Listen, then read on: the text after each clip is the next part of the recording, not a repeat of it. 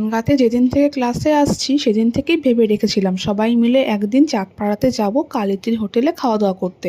তো আজকেই সেই দিনটা, সবাই ক্লাস শেষ করে বেরিয়ে পড়েছি চাঁদপাড়া যাওয়ার জন্য। ক্লাস থেকে বেরিয়ে আমরা একটু ওয়েট করছিলাম দাদার জন্য, কারণ দাদা গেছিলো এটিএমে। আমরা এখন যাব অটোয় করে চাঁদপাড়া। তারপর চাঁদপাড়ায় নেমে এই দেখো সবাই ওভারব্রিজ পার হবে না বলে ট্রেনের নিচ থেকে সবাই পার হচ্ছে লাইন। তারপর চলে এসেছি চাঁদপাড়ার কালিদির হোটেলের সামনে। আর এই যে সবাই চলে এসছে, নিশা আর সব দিদিরা। তারপর চলে এসেছি চাঁদপাড়ার কালিদির হোটেলে। আর কালিদির সঙ্গে দেখা হয়ে গেল, মিষ্টিদি ওদিনকে ছিল না।